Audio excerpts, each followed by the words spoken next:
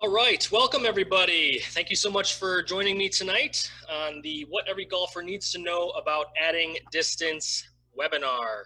This is a virtual workshop, an online presentation, a webinar, however we stack it up. We are presenting tonight online and hoping to help you find out why we do what we do and how it helps golfers add significant distance. Because no one ever said, I want to hit it shorter. At least I have not heard that yet. So welcome. Thank you so much. I was thinking today, what an interesting time to schedule a golf-related webinar. It is June. It is beautiful outside. It is Thursday night. And that is often when many men's leagues or women's leagues probably happen. So interesting timing, but we got a lot of people registered. Some people are probably going to be catching the replay. I just appreciate you hopping on and giving me your time. Congratulate you on investing in yourself. I want you to know golf is the straw that stirs the drink with this webinar, but what you're going to learn tonight has significant carryover to your health and your wellness and your fitness and your longevity and your mobility, all these things. So it's great to have golf as the focus. I love golf, you love golf, but keep in mind this stuff is universally what we all probably need a little bit more of anyway. And in the name of distance, it is awesome. So I am Dr. Eric Wallace. I'll get into myself and how I came to be involved with golf in a little bit here. But again, thanks for your time. Thanks for hopping on. If you've never been on a webinar before, you have multiple options to communicate with me. The best is probably in the Q&A section. And I will do my best to look at that, keep my eye on that. There's also a chat feature. So if you have any questions or real-time feedback you want to give, make sure that you reach out. Even though this is online, I want it to be as interactive as possible. So you are here hopefully because you like golf, you enjoy golf, and you want to learn the way to add distance. So who is this virtual workshop for? Hopefully you are here because you like hitting it far and outdriving your playing partners. I think both from a ego, how that makes us feel standpoint, but also from a scoring performance standpoint. There is research upon research about how distance, especially off the tee, can help with scoring. You might be here because you're frustrated over declining distance and you've gotten new clubs or you've gotten technology upgrades, but it hasn't changed much for you. And you've maybe even gone as far to work with Swing Coach and you've been proactive, but you're just not really quite happy about the distance side of things yet. Another very common conversation that I have with people is the individuals who aren't quite sure what this whole golf fitness thing is all about, right? They're not quite sure what to do in the gym. They're not quite sure if I should be, trying to turn into Hulk Hogan or if I should be trying to go high reps, low weight. Should I be working on flexibility? We're going to cover that a little bit. All right. So if you're not sure about, those things, then you're probably in the right place. You're frustrated with club path issues, and especially with the driver, you can't seem to, quote, hit up on the ball. Kind of important thing. I don't get too much into technical, mechanical, well, a lot of mechanical, but I don't get much into the technical side of the swing. I leave that to the swing pros and the golf coaches. But I do know for distance off the tee, it's very important to be able to hit up on the ball. And we'll talk about later how club path issues really prevent your ability to do that. The other common concern, this might be good for you if you don't really want to work out in the gym 2 hours a day. And maybe even more for you if you're still in the camp of you think working out or getting fit or strong for golf is going to ruin your golf game. Hopefully you'll benefit from this. And lastly, maybe on this beautiful summer day, you just didn't have anything else to do on this Thursday evening and you thought you'd come on and share your time with me. I greatly appreciate it, all right? This is online. We do have slides, dreaded PowerPoint, right? But I'm going to make it interactive. I'm going to go full screen. I'm going to demonstrate some things. So I'll try to keep it not stuffy and not too nerdy and sciencey as much as possible as we go here, all right? If you see me moving my cursor around, I apologize. I'm trying to keep an eye on the chat and Q&A and whatnot. So just bear with me with that. So hopefully you know that you might be in the right place. Now, who am I to help you? So my name is Dr. Eric Wallace, a physical therapist by license, golf performance and rehab specialist by advanced certification. We help golfers build bogey-free backs and bodies so that they can crush it off the tee and play pain-free. So really what we're going to be doing is helping individuals, if they can't golf because of pain, we're going to help them understand why they're having pain and how to get out of it. And maybe you're in the fortunate camp of you're not having pain, but you want to improve your distance. You want to improve your performance. You want to improve your longevity. You want to improve your swing repeatability. You want to be able to play as much as you want without breaking down. Then we also can help you.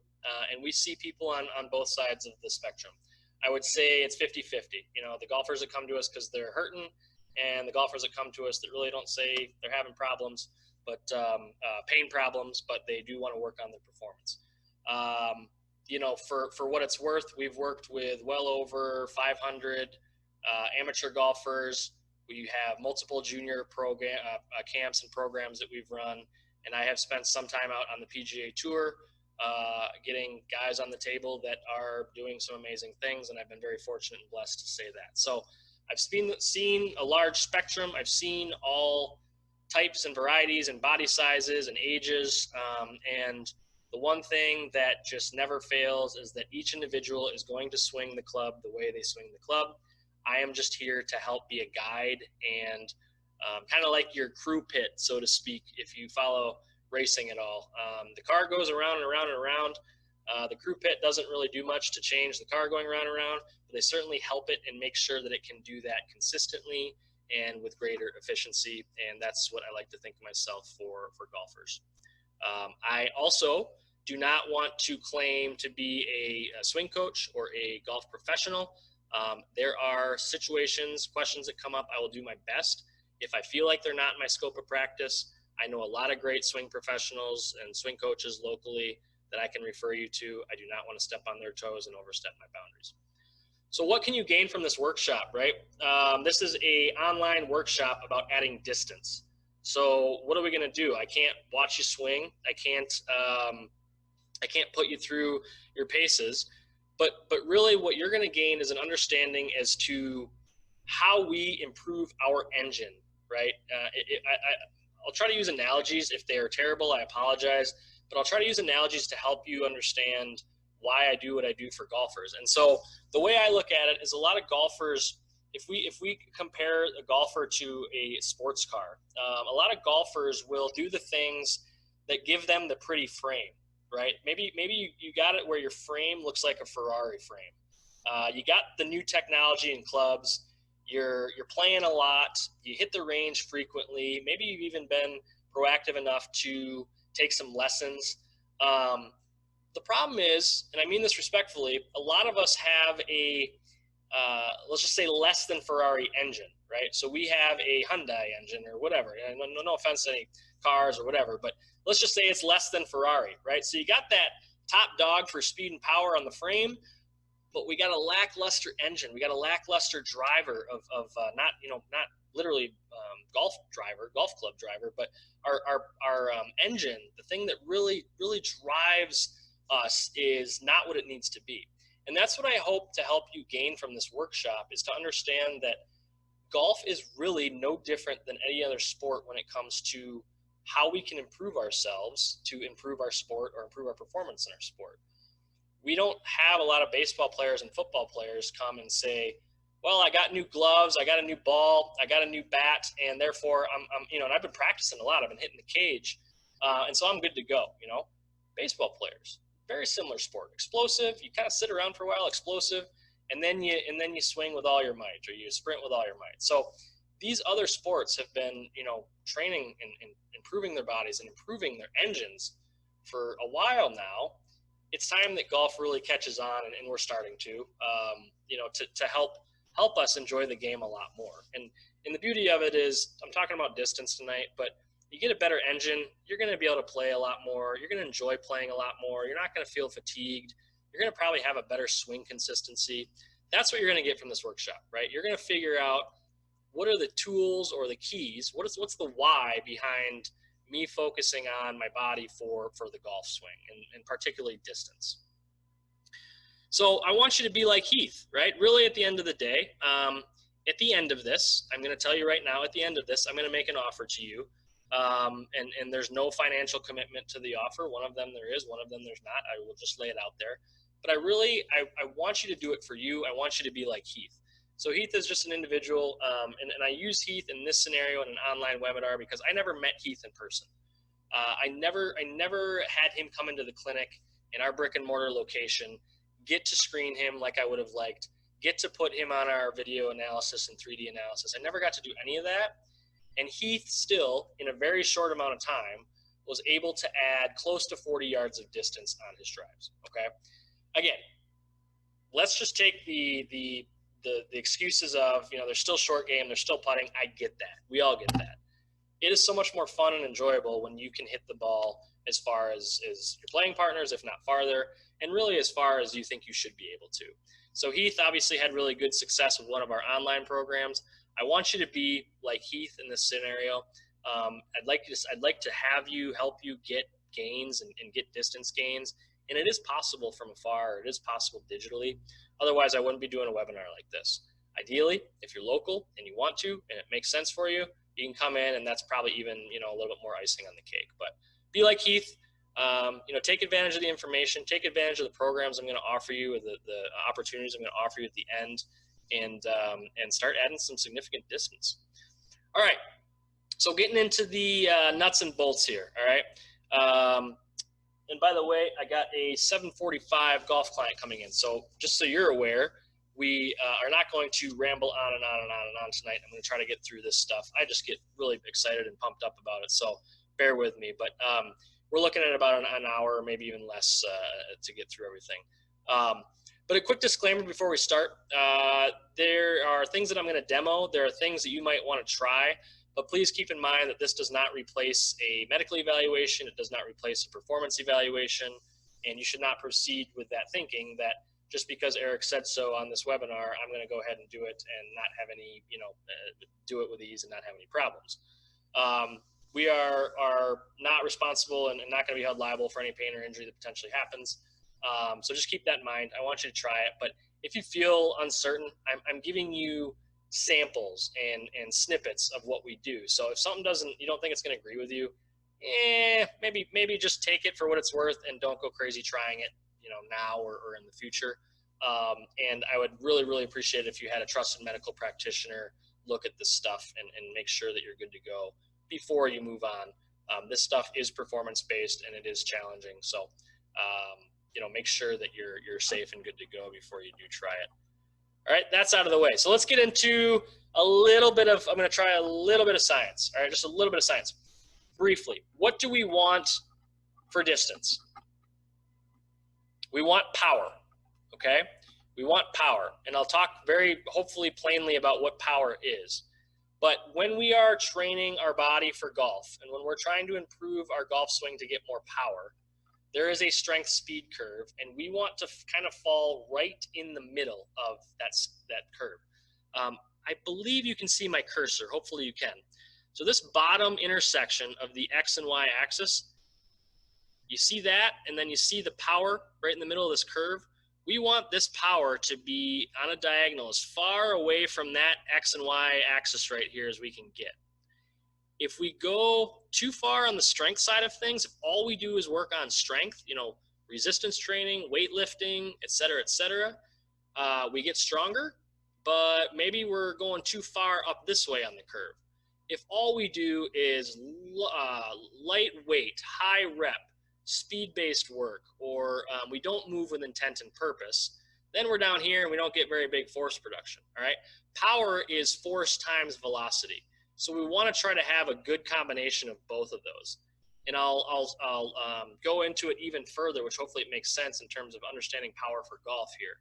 So power equals work divided by time. I know if you're a high schooler or you're hoping to get away from the school, especially since it's summer, I apologize. We got a little bit of, I think this is physics here, but power is work divided by time. So really in the golf swing, what that means, if you put work on the top and time on the bottom, if you can't produce high work, which is force or strength, then the time variable is kind of insignificant, or it needs to be so fast which is probably not humanly possible at times. So for power, we have to have that strength prerequisite. You have to have a good baseline of strength. And that's where you're not going to get more power with golf by just working on flexibility and mobility. It's nice, it helps, but I hear a lot of that. I hear 80-90% of the concerns about I feel tight, I feel inflexible, I feel immobile. And sometimes that's because you're not able to produce enough force, and that's why your muscles feel tight. They're angry, they're upset, you're asking them to do more than they can do. So we want that strength to be high because that obviously already gives us a good potential for power. But if we can produce high work and we can produce that work in as short a time as possible, then that is power 101. That's power optimized, okay? So when we go through some of the, the specifics about how we help golfers add distance, that's what we're going to be looking for. Getting better strength, but being able to reach that strength quickly is power. So you can't just say, look at me, I can bench press 500 pounds, and you're going slow, and then all of a sudden say that's going to automatically, transfer to the golf swing. We have to be able to move force, produce force, go through resistance, but we also have to be able to be fast, okay? So now that we're through that little bit of science, the rest should be relatively, hopefully, easy to wrap your head around, okay? This is a small percent. Again, make sure you reach out at any point, ask questions. You got some feedback for me. You got a specific something for you. Now's a great time to reach out. You can go into the chat, or you can go into the Q&A here, and I'm keeping my eye on it. But these are just 3 ways. This is not all encompassing, but when somebody comes in, I would say these are the 3 most obvious things that people struggle with or they are lacking, and therefore they're probably the lowest hanging fruit I'm going to attack with the golfer. So the top 3 ways, we got lower body power, right? Lower body, the lower body, the legs, stability, how do you interact with the ground? These are all things we're going to talk about. Rotational power, all right? So makes sense with the golf swing. How much power can you produce rotationally? And separation of the upper and lower body in the golf swing. So can you rotate your upper body separate from your lower body? Can you rotate your lower body separate from your upper body? These are things that are going to help you with rotational efficiency, all right? And that's important for the golf swing, obviously. The lower body power, sometimes you might struggle to wrap your head around why that helps golf. Rotational power and the separation of the upper and lower body, I think you're going to come to grips that does make sense for the golf swing pretty easily. And then club path and, big word alert, centrifugal force production. I hope I can keep saying that right. But that is more, that is a little bit more on the technical side, and I do want to get into that a little bit tonight so that you can wrap your head around. It's not just all body. We have to be able to understand club path, how it affects force production, and how it affects that specifically with the driver. All right, so how do we improve distance through the body? First of all, I implore you, if you take nothing else from this tonight, and I've heard a couple local swing instructors, really preach this, which I'm so happy to hear, we have to use our legs in the golf swing. We have to have a solid foundation, and we have to be able to interact with the ground. And here's why. Point number 1, if we're just talking about the golf swing, is you start the golf swing, you start the downswing with force through the lower body, force through the ground, okay? So if the energy starts in your legs and it's supposed to transfer through your body to the club, if your lower body is not doing well, then you're kind of stuck from the get-go. I was going to use a different word, but you're kind of in trouble from the get-go. We'll just put it that way, because the thing that's supposed to start the swing is not really doing its job, and then you're just kind of supposed to hope and pray that everything else picks up the slack. That is a tough spot to be. Now, there's golfers that still score really, really well doing this, but usually they have really, really good hand-eye coordination, or they've just played so much and they understand so much. There's something special about them that lets them do that. So if we can use our legs, we really emphasize that first, and we'll show you a little bit of an example of what I mean and how to do that in a little bit. But that's starting the swing with your legs is kind of common and universal in golf. Specific for distance for golf, there is a very strong correlation to how fast you can swing and vertical jump height, right? So plainly said, the higher you can jump, the greater chance you have of swinging the club fast, or the greater correlation there is that you would probably swing the club fast. And inevitably, that helps distance. I kind of wonder, and I've had this conversation, is this why so many basketball players kind of transition into good golfers? You know, they use the ground well, they're used to jumping. Does that kind of translate naturally to the golf swing? I would make would I put a lot of money on it? Maybe, probably not, but I would make a bet that there's some good correlation there, all right? And it's also really important with the legs, your lead leg. So me as a right-handed golfer, my left leg, there's a really important reaction with the ground there that creates this reactionary use of the upper body to come through the ball. So plainly put, if I can interact with the ground well through my lead leg, my upper body will be more efficient coming through the ball. So it's that aspect of, if your leg doesn't join the party, your legs don't join the party, and you're supposed to pick up the slack with the upper body, it leads to a lot of issues. Pain, inefficiency, swing path issues, all of those, okay? So just to give you an idea, I'm not expecting you to be, personal training knowledge or physical therapy knowledge or whatever it is, but I want to give you just an idea quickly about what the ideal scenario is for somebody. So if somebody has X, which I'm going to talk about here, that means they have prerequisite lower body strength and power to maximize their distance. Better put, if you can't do these things, then you're leaving a lot on the table for distance and club head speed, all right? So the first is, and we go back to that, remember that strength speed curve. We have to work strength, and we probably have to work strength first, but then we also have to be able to move fast. So I have those two aspects. I have the strength and the speed curve here. First, where do you think you stack up in this, all right? This is a test that we run with golfers. Split squat. So a split squat, I'm going to demonstrate it here in a second. Let's just do it right now. All right? So a split squat, and this is full screen, everybody. Good to see you. Thanks for being with us. A split squat is me putting one leg in front of the other. I'm going to make sure you can still see me here. Putting one leg in front of the other. We'll go from a side view. All right? A nice big split. And a split squat is me coming straight down and then driving up through the legs. All right? That is a split squat. So what we deem as good enough for leg strength, we'll get back to our slides here. What we deem for good enough for leg strength for the golf swing is 150% of your body weight 8 times on each side. So I'll break that down for you. If I weigh, I wish, 100 pounds, well, maybe I don't wish, but I could stand to lose a few anyway. If I weigh 100 pounds, that means my body weight is 100, and then I would need to add 50 pounds of weight in my hands or on my back or something like that. And I would need to be able to do that 8 times on each side without losing my balance and without, fatiguing and cheating. That is the strength. That is the strength goal.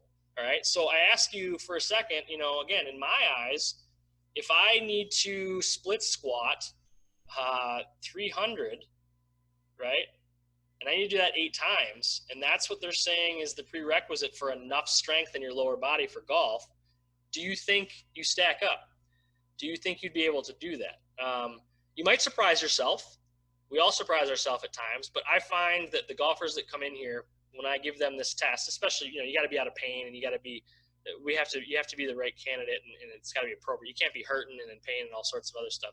If you're an appropriate candidate though, in all things being equal, could you do this? And that's kind of the first thing. Where do you stack up on that? All right. So again, 150% of your body weight, just think about it.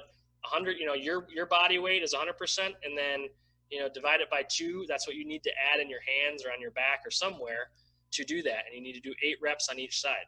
That would be our goal from a strength perspective, right? And that's for golf. That's what Titleist Performance Institute is telling me the research shows for golf would be adequate. So that's strength. That's good. That's good amount of strength. Now, the other one that's interesting is we would look at vertical jump height for the speed curve, right? For how quickly can we maybe interact with the ground.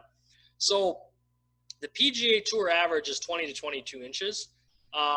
Typically, as I've done my case-by-case study with the amateurs that I'm working with, 15 inches is pretty darn good. Same with juniors. If we're looking in the 7th grade to high school, 15 inches above is pretty darn good. But 20 inches is usually enough to generate 165 mile per hour ball speed. So again, if you don't have the ability to do this, it's very, very hard to expect yourself to be able to swing fast and generate ball speed. if you can, and then here's the fun part, if you can do this, awesome. But if you're still not generating good ball speed, good club head speed, then you know something's not right with your technique or your equipment. Okay, so that's the important part here, is I'm not just saying that everybody and their brother stinks at strength and power. I'm saying that we need to know where you are. Otherwise, you're completely leaving a ton of yards on the table potentially. Even if you are doing these things, you should probably be driving the ball fairly far if you can do these things. And if you're not, you know your technique is not there. You know a swing coach would be appropriate. You know potentially equipment upgrades would be appropriate. Okay, so what does this look like? All right, I'll show you an example.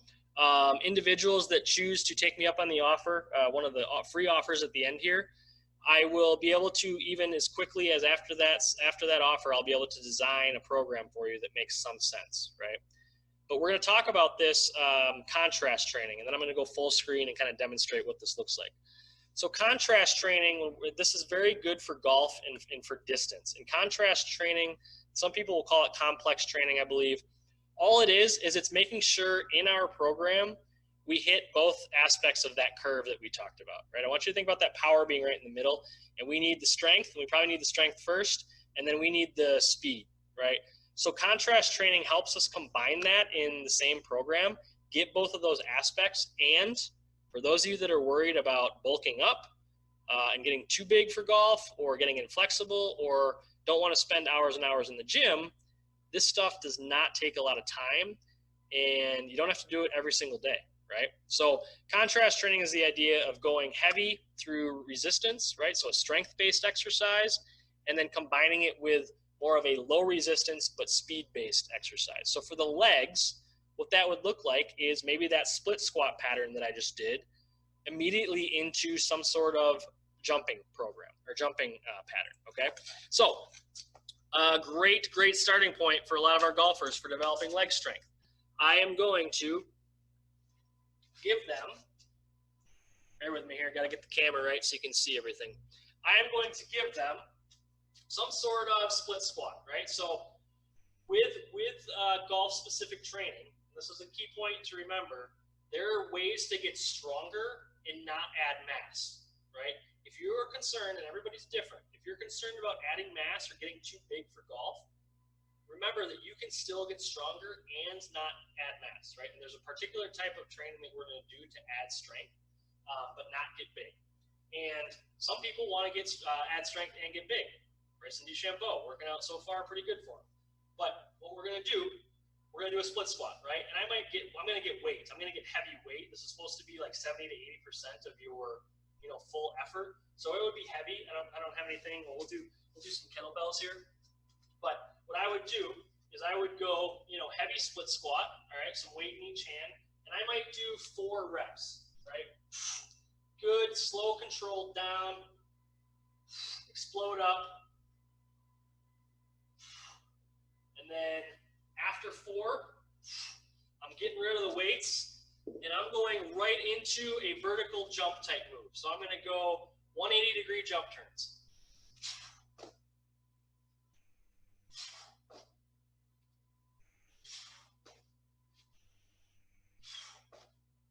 Okay, and that's my set, literally.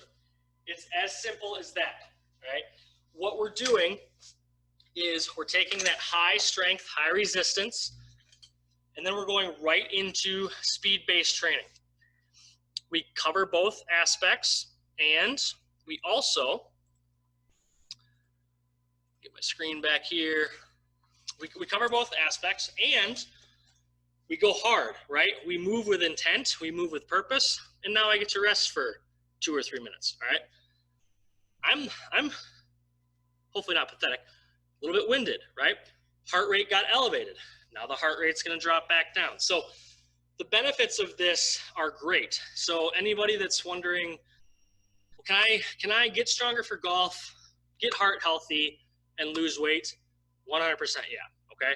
A program like this looks like moving fast and with intent, obviously, and then resting. So jacking the heart rate and then dropping it back down, really good for metabolism. If we're talking about movement and mobility, obviously we can play around with those things. So you're going to get in a situation like this, in a program like this, everybody's going to have their own individual needs, but this is a sample of what contrast training looks like for the lower body. That pattern right there is what a lot of our golfers are starting with because it's safe. It's low equipment. It's low, low demands on the resources. You can pretty much do it anywhere. And if you did that 2 times a week, within 3 weeks, you would notice significant gains in your leg strength and therefore significant gains in your club head speed. Okay. So that's the lower body. We covered that a little bit. Any questions on lower body? Make sure you type into the chat. Make sure you let me know. All right. The second way that we're going to build power and add significant distance for the golfers we work with is from a rotational standpoint. All right. There are a lot of things in golf training. You know, you'll see PGA and LPGA players do different things maybe on social media, and they don't look like golf at all. And a lot of times that's good. We need to build a foundation, and not everything has to look like the golf swing to help the golf swing. But it would behoove us to focus on our rotational power to improve distance and obviously improve our power like I talked about. So rotational capabilities, there's really 2 things I want you to think about. First of all, it's the quality of the rotation. So I mentioned in the energy transfer of the golf swing, it starts with the ground and it works its way through the legs, through the torso, through the arms, to the club, to the ball. Now that becomes very important again for rotation, all right? So energy transfer through the body comes from that separation of the upper and lower half of the body. It's the only way that you can truly transfer energy from your legs to your upper body is if you can separate those 2 segments, and that's all I'll say about it. Okay. So I'm going to ask you to do, or at least demonstrate, 3 exercises that right off the bat, if you struggle with these, you probably can tell that you don't have a good solid rotational foundation for the golf swing. So if we take our golf club, all right, and we get set up in our posture. I would use a 7-iron, but really anything's going to be okay. We get set up in our posture, right? Now, bring the club across the shoulders, and I'll move a little bit closer here so you kind of see. Bring the club across the shoulders, stay in your golf posture. The first test I want to see is, can you stay like a statue from the belt buckle down and only rotate the spine, only rotate the shoulders, right? If you look at my pockets on my pants, there's not a lot of movement happening there, and I'm just rotating my spine and shoulders on my lower body, okay? That's test number 1. If you struggle with that, you might look a little bit like something like this, right? Where you're trying to rotate the upper body, but the hips and lower body kind of want to come with you. You're having a hard time separating there. Test number 2 is the pelvic rotation. So just the polar opposite. I find my golf posture, okay? I bring the club across the shoulders, and now I'm going to keep my shoulders and my upper body like a statue, but now rotate the pelvis each direction. Now, you don't have to have a golf club. You can do these with me right now. You can just bring your hands across your shoulders and test that out, see how it goes. That is a doozy. That one's tough for a lot of our golfers, especially our male amateurs. Struggle to keep the shoulders stable and then rotate the pelvis, right? So you got to be able to rotate the pelvis without just straightening out the knees and cheating like this. If you struggle with this, again, it's going to kind of look like you're trying to get the pelvis to go, but the upper body kind of wants to come with you. There's a lot of reasons why this can happen, but just know if you struggle with these tests, then you might be setting yourself up for a difficult foundation to work on some of the rotational things we're talking about. And then lastly, we have the pelvic tilt test. So from the side now, I'm in my golf posture still. Hopefully that's somewhat neutral. It's not a bad posture, I don't think. Anyways, golf posture, and what we're doing, we're sticking the tail out, and then we're tucking the tail under and arching the back. Stick the tail out, arch the back, tuck the tail under, flex the back. Can you do that through the pelvis? If you saw kind of my belt buckle, right? It's spilling forward, and then it's spilling back. Can you do that keeping your shoulders square without causing back pain, without really cheating? Those are 3 really good tests. Now that last one doesn't look like rotation or doesn't have anything to do with rotation, but you have to be able to pelvic tilt to get, all you need to know is you have to be able to pelvic tilt to get energy from your legs to your torso. If you struggle with that, you might have back pain and you might have a hard time getting energy from the legs to the upper body. Sorry. All right, so that's the foundation, right? Rotational capabilities. Those are 3 really, really common tests that I run golfers through. And if they struggle with them in these 4 walls, I'm fairly confident that they're struggling to do them on the golf course. So we want to help them get more efficient with that. And then we think about how do we build rotational power, okay? And just think like a shot putter, right? Everybody hopefully have seen the shot put, you know, they hold it up by the ear, they really get the legs into it, and then they let it go, and everything's, you know, been building from the ground all the way up through the upper body. Rotational power, this is exactly what we do in the golf swing. And if we can increase your max ability to produce rotational power, your cruising speed goes up.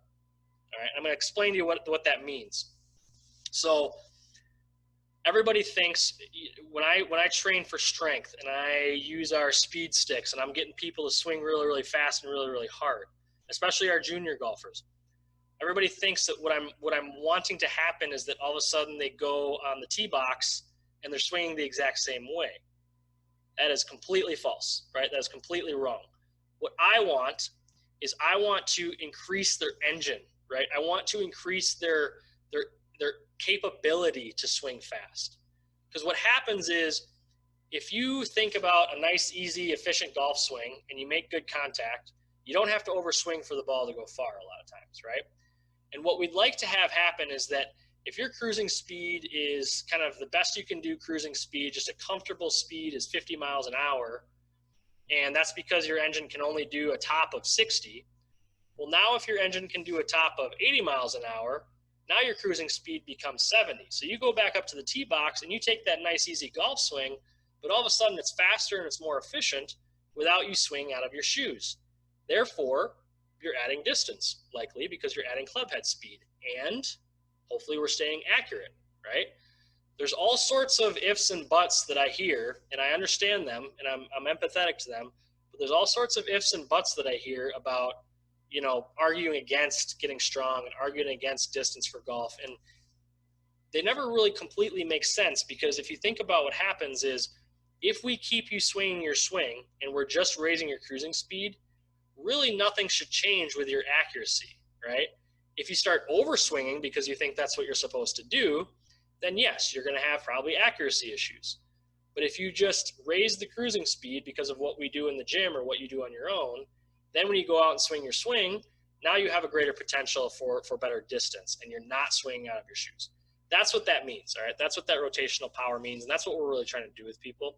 A lot of junior golfers and a lot of amateurs, for that matter, adult amateurs, they need to understand how to swing a little bit more aggressively and have it in them, but that doesn't mean that I want them or we want them taking that and doing that at the course. We're just trying to raise their cruising speed.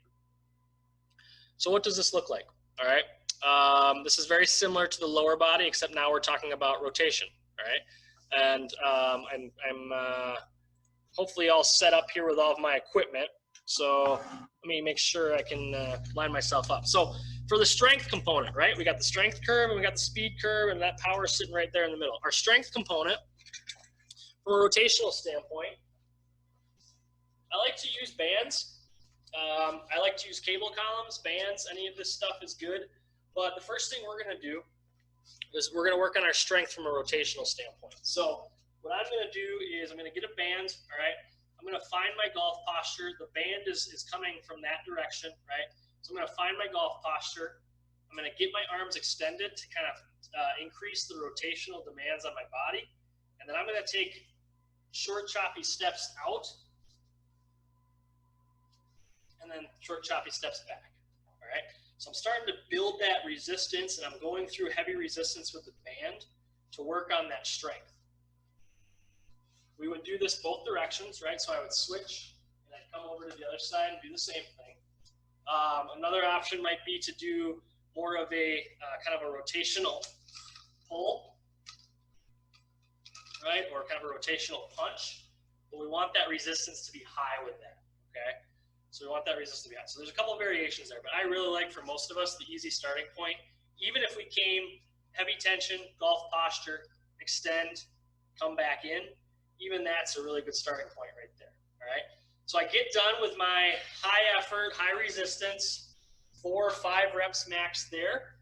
I pick up my medicine ball, and I go right into a medicine ball throw. And this is going to be kind of like a shot put. Feet together, step, and throw the ball, okay? And I would, hopefully have a wall or a partner, and we would be getting through 3 to 5 of those. We can do kind of a shot put throw, and you see what happens. It's the golf swing. I'm just pressing a ball as fast as I can, but I'm getting my weight into my lead leg, lower body's going first, and then I'm driving with that ball through. So we're teaching that rotational speed using a lighter medicine ball. That, just for reference, in case you have it, or you're looking to start saying, okay, what can I do to work on this stuff? That was 6 pounds, right? I am roughly 200 pounds. That was 6 pounds. That is not heavy for me because I want to move fast with those movements. I want the band resistance to be high and tough, but I want the speed-based movements, I want that resistance to be low. So if you have a heavier band and you have a 6-pound medicine ball, you can do some significant damage on rotational power and speed. So that's great. All right, and then lastly, right, how we doing on time here? All right, we're doing pretty well. So lastly, the third thing that we focus on, and I do put some of this, I put a lot of this in a swing coach or a golf pro or whoever's working with you on the technique side of things. I put a decent amount of this in their hands, but I do like to talk about it because we do have some things that we can control on it. So a little bit of science here again, but not much. Just thinking about driving distance. You'll likely get better distance when your force is centrifugal, which is just means, fancy word for it's moving around an arc and the force is going away from you. So when that golf club comes around and it's more on that arc and it's not up and down, right? So thinking about a vertical or a steep approach or attack to the ball, that's going to be a lot better for distance, because what it does is it helps us to hit up on the ball or have a more advantageous attack angle, okay? A negative attack angle, which means we're vertical or we're coming steep down with a driver, what it does is it creates increased spin and less distance, okay? And all you need to think about is the golfer, whether it's you or you've seen them, where they have that over the top or outside in swing plane and they get this massive slice. They're not going to be able to hit the ball far because there's just way too much spin. The attack angle is not appropriate. And ideally, for somebody who wants to hit the ball farther, it's very, very, very hard to do that. Even if you bulk up and get strong or you get fast, again, these are all kind of prerequisite steps. Even if you do that stuff, you still have to have a good club path and be able to produce that centrifugal force around it. So the first thing is that rotation foundation, right? Think about those separation drills we tried before. Again, if you can do the torso on the pelvis, the pelvis on the torso, those are kind of prerequisites for you to be able to swing the club in an arc around the body, all right? A lack of separation is really what, if somebody has an over-the-top pattern or an outside-the-in pattern, that a lot of times is caused by that lack of ability to separate. So that's kind of the first thing. You got to master that stuff. So those tests and getting better with those things, that's 2 birds with 1 stone. It's going to help you get rotational force and have a good rotation foundation, but it's also going to be helpful for your club path. Can we train ourselves to swing centrifugally? I think that's a word. It's a big word. I don't know if I said it right, but can we train ourselves to do that? I would argue yes, right? It's not easy. It takes work. It takes some body work. A lot of times I will see many frustrated students or golfers who hear from a instructor or hear from Golf Channel or whatever it is that, you got to change your club path. You got to change your club path. Well, it's hard if you physically can't do some of these things, and it can be very frustrating. But outside of changing the physical side of things, there is a specific swing drill that I really, really like for you to start setting yourself up for this change a little bit more, all right? And we'll go over that briefly. And this will be our last thing for, last example anyway, I believe, for the night. So I got my speed sticks here. I got my kneeling pad. what we want to do is get to a tall kneeling position. Now, some people may have different things, and that goes for any of these examples. You may have different conditions, different pains, different issues that limit you. We can always modify it for you, right? I just want you to understand that this is kind of like the prime example of what we might do with somebody or start with somebody. We can always make it more specific for you. But what I'm going to do is I'm going to get into a kneeling position, all right? And you don't have to have speed sticks. You can just use a 7-iron. You can use a driver, whatever you want to do. But what we really want to do is we want to start swinging, just like we would any club, from our knees, all right? And you can start light and kind of get used to what that feels like, all right? And then try to go harder as you go. And I like going both directions just to strike a little bit of balance. But you see what I'm doing here, but what is the point of it, right? It is very, very challenging from my knees to have a steep club path, all right? So you will even maybe see, if you study, as you watch me, you'll maybe see as I get to the top, I might be pretty upright with my posture. I might even be doing this, but I get my body here in a hurry so that club doesn't hit the ground, okay? It is very hard from your knees to swing with an over-the-top pattern without hitting the ground.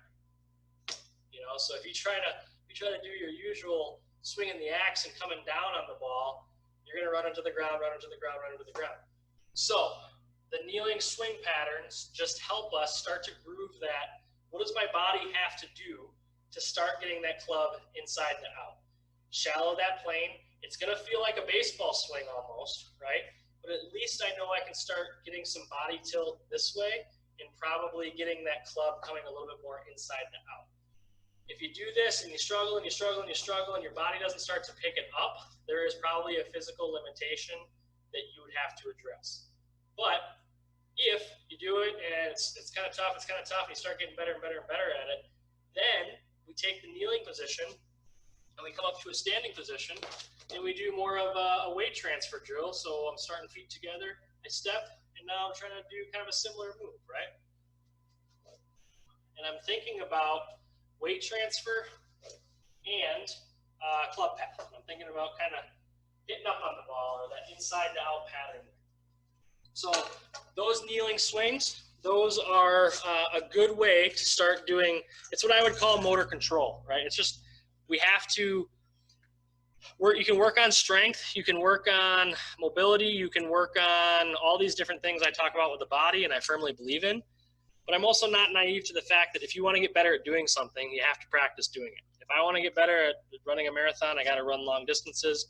If I want to get better at having an inside-out pattern, I got to set myself up in different ways that force me to do that and force my body to start to change that.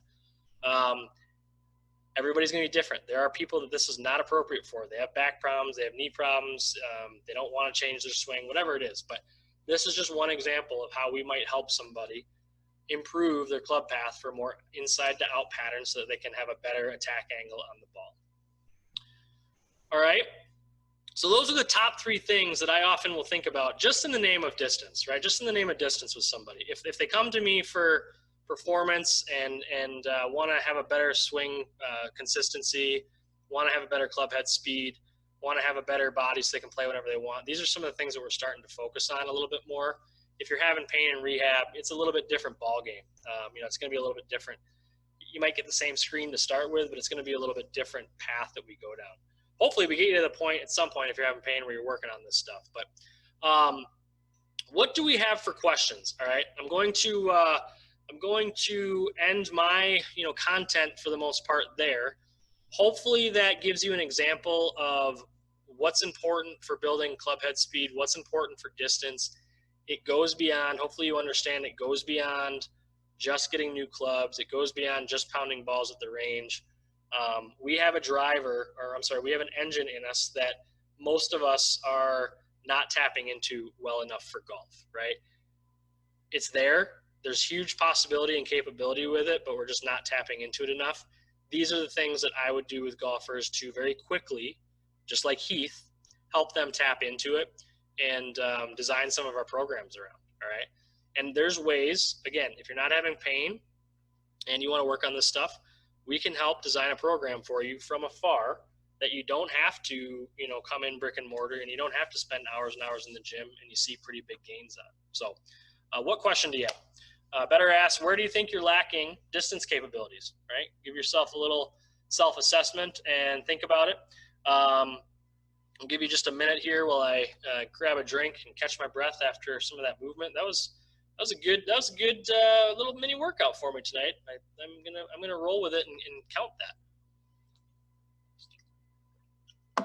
So those of you that are watching live, I'll have a couple more minutes here, and if you're watching replay, you know, certainly you have multiple ways to reach out to me. But I'm going to kind of go into next here what you can do next to start really destroying the ball off the tee and gaining confidence with your distance. I have two options that I want to offer right now, and one of them is about as easy, low-hanging fruit as it gets for you. There's very minimal obligation. There's no cost, and I've opened up multiple time slots in the next 2 weeks for those of you that are interested in taking advantage of this. We are quite busy right now, but I have reserved spots specifically for you to go through this. And this is the free Titleist Golf Performance Screen. So I will go into the chat, and I will share these links in there with you. That way you should be able to kind of click on them and see them in real time. So the first one is the golf free Titleist golf screen. So what that is it's a way for you, either online or in person, whatever you prefer, to start looking at some of these things we've talked about on an individual basis. And I take it even a step farther depending on where you're at. If you are not having pain and you want to look more at the how do I add distance, how do I improve my performance, then I'll take some of those things we talked about tonight, those more performance-based tests, and I'll take you through those, all right? So this is something that you can click on the link, or you can access the link from the chat. I'll also share this with you in an email, and you know, you have access to this and an opportunity to do this. I promise you, I'm not, if you sign up, I'm not gonna give you this massive sales pitch and expect you to sign up for multiple sessions. I want you to understand what it is. I want to help you individually. Maybe it makes sense for you, based on where you are, to just have me do a little bit of programming for you, right? Based off of that screen, maybe we write up a little bit of programming for you, and you know, we figure out what works on both of our ends. But that would be kind of a minimum, very low obligation, minimal cost option that I think more people are taking advantage of, and we're getting busy. The other thing that I think would really benefit you is our online kind of flagship program. We just finished up our first group, and this is our Bogey Free Back and Body program. So we're going to be kicking off round 2 in 3 weeks on July 7th, and I am offering you pretty nice introductory pricing on that. This is a 6-week program. It's going to kind of talk about, you know, it's my flagship program because the best way that I know how online, I've put everything that I will help somebody with in it, and it's in 6 weeks. All right. You get, you know, you get access to improving your setup posture. You get access to how to improve mobility for golf, access to how to train strength for golf, access to how to build power and speed for golf. All right. So in a nutshell, it's helping us, you know, get a comprehensive program for golfers, everything that I can help them with in a nice, tight package. And you are getting that for less than half of the cost of some of the drivers out there now. So 6-week program, you'll get live coaching with it. So 1 group live coaching call a week, and then you get individual, or you get programming to go along with the topic of the week. And then at the end of it all, you and I have a chat, we have a one-on-one call, and I come up with a very individualized program for you from there. So I would say the Bogey Free Back and Body is for individuals who are supremely serious about improving this stuff, and it's a little bit more deep dive on it, a little bit more comprehensive and total in nature.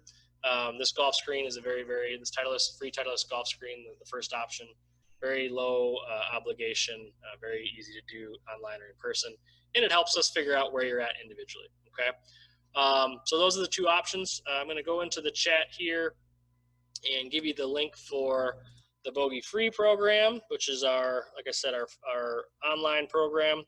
But what I would say is, again, be like Heath. I mean, there is certainly, with everything going on, there's anxiety and fear and skepticism, and I'm not naive to that. But there's always been a fair amount of skepticism about performance for golf and training for golf, and hopefully I put some of that to bed tonight.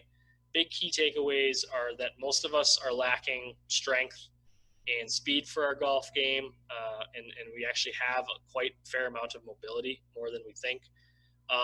And we want to improve our engine, right? So if you can improve your engine, you improve your cruising speed, which means you have just as efficient, just as repeatable swing, but now you're able to do it a lot faster without swinging out of your shoes.